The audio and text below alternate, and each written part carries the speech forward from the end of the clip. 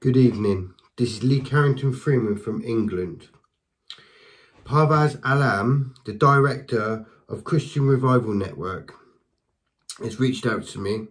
We've been liaising over the last few months during lockdown, and he's asked me out of the kindness of his heart, and it's amazing how he feels led to speak to me and ask me to speak on behalf of his ministry. And he sees me worthy. He sees me as a disciple. He sees me as a child of God. Yeah. And he sees me qualified to do the Lord's work. So God bless Parvaz, and thank you for your faith in me. Thank you for treating me as an equal, as a brother in Christ. Thank you for acknowledging the Lord Jesus Christ has anointed me by his Holy Spirit, and that you believe he has a will for my life. You believe he has a purpose, and you believe that I am qualified to speak on behalf of my other brothers and sisters and encourage them. Yeah. And I'm so thankful that you think it's his will that I should be blessed to become a pastor and speak encouragement over the flock. You know, these words have powers. We've got to remember, the Lord is the word, and he spoke everything into existence. You're the second person that's spoken to me and has confirmed to me that the Lord is going to use me mightily, and my mouth is going to be a mouthpiece for the kingdom of heaven. Yeah, there's an individual called Alexandru Lorden. He prophesied over my life. He said the Lord is going to use me mightily. I'm going to travel the world, and I'm going to preach the gospel. Yeah, and I'm going to be used like Gideon. Yeah, he prophesied that I would have a child, a boy, to my wife, and then to reassure me of the Lord's will for my life, Parvaz spoke over me and said it's the Lord's will that I should be speaking on behalf of the kingdom, and you've titled me a pastor. Yeah, I do not need to go I do not need to go to college. Excuse me, I jutted for a moment then. I do not need to go to college and do 3 years to be qualified to speak on behalf of the kingdom. It's the Holy Spirit that qualifies. Yeah, you know, he equips the vessels that he chooses. I'm chosen by the Lord Jesus Christ. You know, I'm a speaking miracle. I shouldn't even be alive. Yeah. This is why I want to encourage you individuals there that are enduring hardships. You know, the Lord has kept me alive for a purpose, and the purpose is that he's going to use me mightily for his kingdom, a mouthpiece. I am a testimony, living, breathing testimony. Yeah, my life was very, very close to be taken by the enemy on several occasions. I shouldn't actually be alive, and the reason I am alive is because God's got a purpose for my life, and I'm here now proclaiming and just reassuring individuals out there that the Lord Jesus Christ will never leave you nor forsake you. Yeah, my body is flatlined, 4.5 minutes. Yeah, my lips went blue, and I'm sat here now speaking the gospel of truth to you, reassuring you, encouraging you, and letting you know that the kingdom has come on earth as it is in heaven through you. You are the church. The Lord Jesus Christ is with you. He's never, ever, ever going to leave you and forsake you. You can do all things through Christ who strengthens you. Just believe on this truth, and that is where the Holy Spirit is. He's there when you have your faith in him. So, sorry, I'm very passionate. I've come in with a burst of the Lord. Yeah, I'm just got the desire in me to be used. You know, I'm just a vessel. I can't take no glory for myself. I'm just available for him to use me, and I'm here now. So I just want, before I carry on with my preach, I just want to give a shout out to Community Care Pakistan Ministries. Yeah, because they're preaching the word in a persecuted country.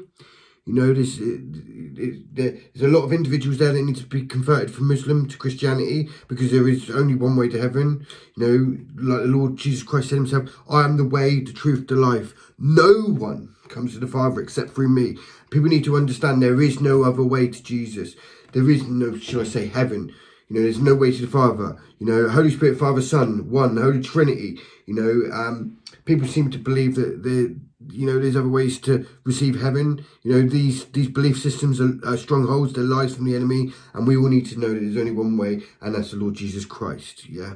So now I've reinforced that and reassured you of the way to heaven.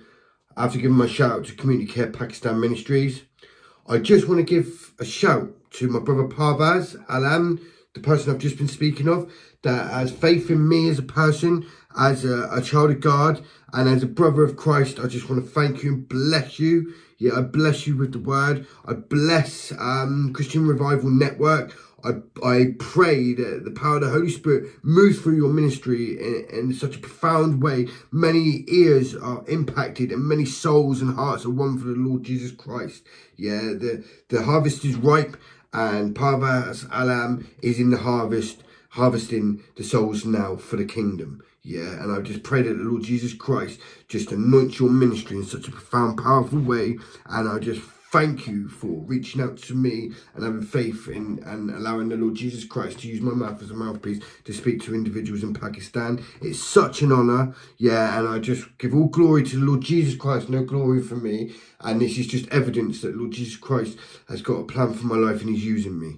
Amen, amen. I just want to say before I go on, Parvaz and Community Care Pakistan Ministries Christian Revival Network is good soil to sow your seeds on.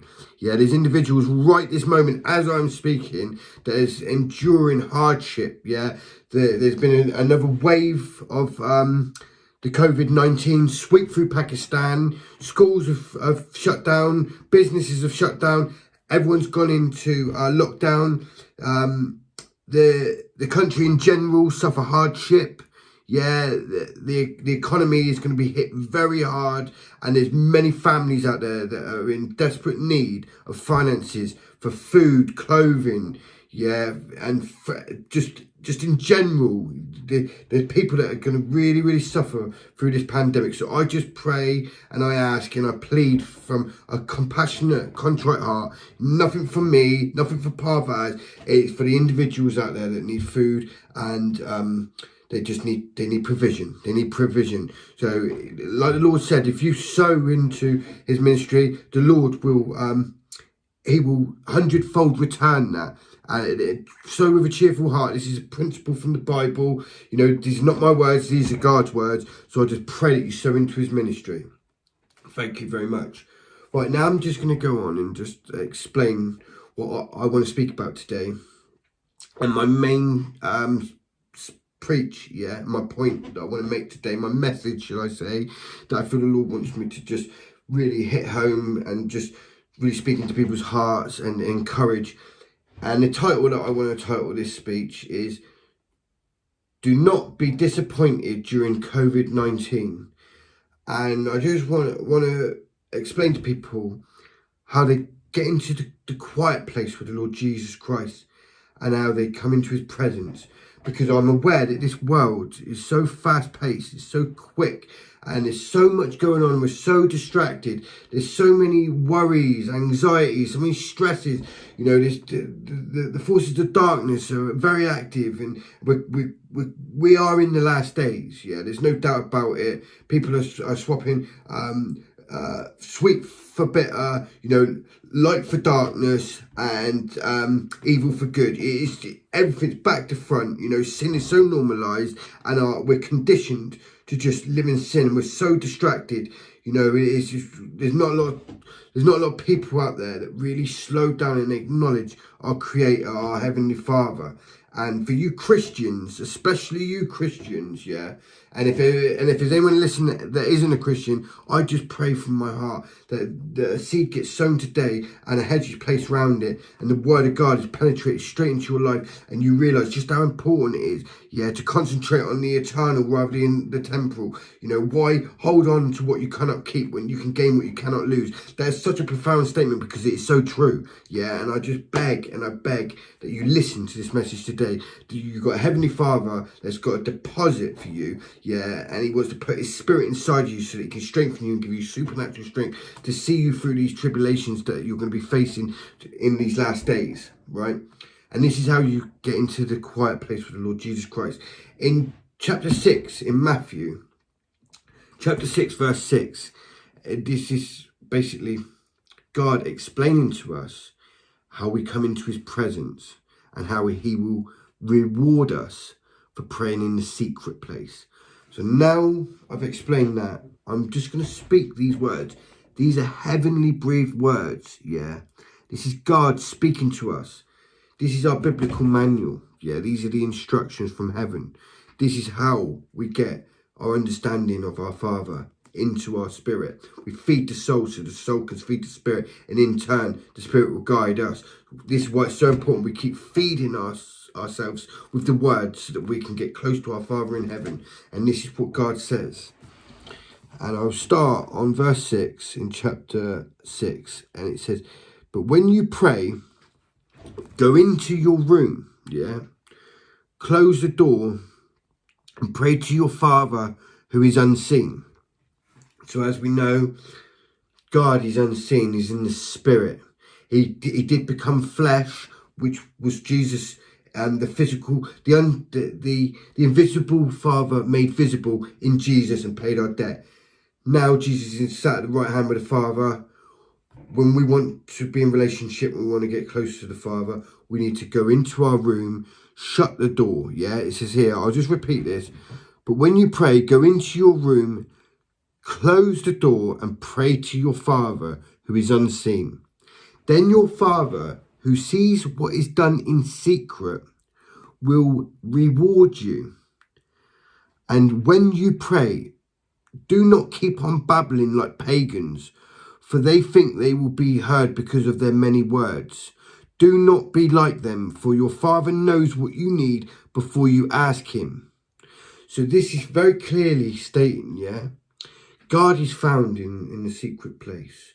It's not about speaking profound, long-winded prayers in front of individuals to be heard for their approval because you're trying to impress the flesh. The Lord Jesus Christ, yeah, Father, Son, the Holy Trinity, all in one, yeah, he knows your thoughts, your feelings, your innermost desires from your heart before they even are spoken out of your mouth, yeah. So when you take the time to go into a room like this and shut the door and you seek to have intimate relationship with the Father in that quiet time, that's quality relationship. This is what God requires of us. We can say, where is God in this pandemic? Where is he? But ultimately, the question we need to ask is, where are we? Because he's there. God is all powerful. He's all knowing. He's all present. He's there all the time. If anything, God is asking, where are you? God, he desires to have a relationship with us more than we do him. You know, while we were still sinners, he sent his son to pay the sacrifice of our debt. Yeah. He was the perfect atonement. He sacrificed himself in the flesh to pay our debt while we was mocking and sinning against him. That's love, yeah. You know, not that we loved him, it's that he loved us. So he desires us more than we desire him. So when you're questioning where the Father is looking at us, desiring to have a relationship. And this is how you have a relationship. You come into the room on your own. You shut the door. And from your heart, you just seek. And it's a real intimate intercession. Yeah, God will hear you as soon as you reach out from your heart. And he will give you the desires of your heart. So when you're seeking him, he will place his desires in your heart. Yeah, so that you will abide in his will. So that you will be protected. You will be guided. You will be provided for. These are all promises, yeah. I just want to go to chapter 24 now in Matthew. And then I'm going to come back and I'm going to speak about the provision of God and reassure you of the promises of his provision. But I just want to go here. And I do want to say to you, yeah, I by no means want to discourage you in any way. And I'm encouraging and trying to strengthen you so that you understand. I know you're going through hardship. I know you're enduring worry and concerns, yeah. But I just want to encourage you and say, you know, God, yeah, promised he would never leave us. He would never forsake us. He said to us, no weapon formed against us will prosper. but he didn't say that the weapons wouldn't form. And he also warned us that towards the end times, there was going to be a lot of hardships and we were going to suffer. But there's one thing that I want to encourage you with. He did promise he would never leave us and he would never forsake us.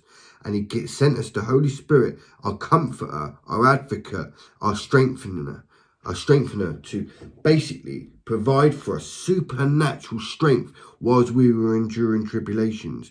So I'm just going to speak this briefly, and like I say, I pray that this doesn't encourage you. This is the total opposite. I just want to warn you and make you aware that as we push closer to end times, we are going to be coming up against it. Right, this is what was written, right? As Jesus was sitting on the Mount of the Olives, the disciples came to him privately. The disciples came to him privately. Tell us, they said, when will this happen and what will be the sign of your coming and of the end of the age? Right, so my main point about reading this out is basically to give you an understanding of what Jesus said was going to happen in the end days. Yeah, and he clearly warned us and said, this is the signs. Jesus answered, watch out that no one deceives you. Basically saying that there's going to be many deceitful workers masquerading as apostles of Christ, yeah. Individuals that are ultimately working for Satan, yeah. They've got involved in secular deceptive theology and ultimately worshipping the enemy through strongholds. They've been deceived in their understanding of the knowledge of Christ.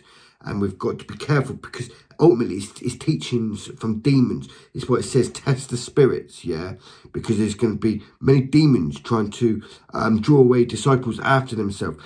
And if possible, even the elect. We've got to be on guard. We've got to be aware that there's going to be many individuals that are going to be proclaiming to be followers of Christ whilst in buildings pretending to be the church, yeah. So we've got to be very wise and ask for guidance and discernment from the Holy Spirit to reveal to us what's of true teaching of the Spirit and which is not. You know, anything that contradicts the Word of God or ultimately prevents you from working for the Lord Jesus Christ and the Great Commission. I would question those teachings, you know, and ask yourself whether they're truly from the Holy Spirit. Right, so as I go on, for many will come in my name claiming I am the Messiah and will deceive many. You will hear of wars and rumours. So there will be wars and rumours of wars. But see to it you are not alarmed. Such things must happen. So it's saying there's going to be wars. There's going to be rumours of wars. You know, there's going to be people deceiving. There's going to be a lot of deception, a lot of evil taking place. And it says such things must happen. These things must happen. So God's warning us, you know, things are going to get a lot worse. But the end is still to come. Nation will rise against nation and kingdom against kingdom. There will be famines and earthquakes in various places. All these are the beginning of birth pains. Then you will be handed over to be persecuted and put to death. You know, 2 secs. So you'll be handed over and put to death. Earthquakes, various in the beginning, birth pain, put to death. And you will be hated by all nations because of me. So, as you can hear there, you know, and I don't want to discourage you, I want to strengthen you, and I want you to be prepared, yeah, because you're going to be supernaturally guided, supernaturally protected. God said he'll send angels, command you, and to protect you. He'll command them to protect you in all of your ways, yeah. No weapon formed against you will prosper, but you will be strengthened, protected, and guided. He will never leave you or forsake you, and he will provide for you, yeah. And this is all, God never said he came to save the flesh. He came to take your soul and spirit home, you know, and you should be glorifying it, the fact that, you know, this is signs of the end time, the coming of Christ, and we're soon to be taken home to be in paradise with our Father in heaven. That's the encouragement you need to take from this. Just like I'm saying here today, the Lord Jesus Christ is residing in you. You are the church, you are the temple, and he is giving you the Holy Spirit to comfort you, guide you, and strengthen you. He will never leave you. He will never forsake you. Just take heart. And what God says, you know, God is not human that he should lie. Yeah. I'm just going to go now to chapter 6, verse 24. And this is to reassure you that he's going to provide for you, yeah? Therefore I tell you, do not worry about your life, what you will eat or drink, or about your body, what you will wear. Is not life more than food, and the body more than clothes? Look at the birds of the air. They do not sow or reap or store away in barns, and yet your heavenly Father feeds them. Are you not much more valuable than they, should I say, basically the birds? Can any one of you, by worrying, add a single hour to your life? And why do you worry about clothes? See how the flowers of the field grow. They do not labour or spin, yet I tell you that not even Solomon, in all of his splendour, was dressed like one of these. If that is how God clothes the grass of the field, which is here today and tomorrow is thrown into the fire, will he not much more clothe you, you of little faith? So do not worry, saying, what shall we eat, or what shall we drink, or what shall we wear? For the pagans run after all these things, and your heavenly Father knows that you need them. But seek first, this is the requirement, for him to provide for you. He's basically saying, seek first the kingdom and his righteousness. That's basically becoming a surrendered soul, Surrender yourself to the kingdom. No longer gratify the pleasures of your flesh. Walk in the spirit, but seek first the kingdom and his righteousness, and all these things will be given to you as well. That's a promise, That's the only requirement, is to seek him, be a man after his heart, and just surrender. Do not walk in the ways of this world. Do not conform, and do not conform to the character of Satan. Turn to your Father, seek the light, seek the love, seek the justice, Be kind, generous, compassionate. As for the fruits of the Spirit, to manifest your life and bind yourself to them fruits and loose yourself from this world and Satan and the flesh, So, as I said, but seek first the kingdom and his righteousness, and all these things will be given to you as well. Therefore, do not worry about tomorrow, for tomorrow will worry about itself. Each day has enough trouble of its own. Amen, amen. I'm aware I've only got a couple of minutes left. I try to keep them at 24 minutes. And I just pray, that this message, it penetrates to the heart. There's a hedge placed round it, Your ears are bound to this word, and they're loose from the strongholds and the lies of the enemy. And I just pray that all the individuals out there that are enduring hardship through this pandemic, I pray for the peace of God, the presence of Christ, and the comfort of the Holy Spirit to just sweep through your situation, your atmosphere. God is not governed by time, space, or power. He's the all-knowing, all-powerful, and all-present, and he's not limited by distance. So I know as you hear this, I just pray for his peace to just come on you in abundance, and that you just feel his presence in a tangible way. God bless you. Thank you for your presence, Lord Jesus. Thank you. Thank you. More of you, Lord Jesus. More of you. Thank you for listening to my message. And I just pray that the individuals that have heard this today, they go in the secret place. They just meditate on Jesus, and they invite him, them, I suppose, the Holy Trinity, the Father, the Son, the Holy Spirit. Invite them into your presence, into your circumstances, into your situations, and just believe and trust that he's gonna provide for you. God bless you all. Thank you for asking me to preach today, Parvaz, and I'm sending my love and my blessings for your ministry. God bless you, and I'm reassured, and I believe the Lord Jesus is going to guide, protect, and provide. Amen. God bless you all.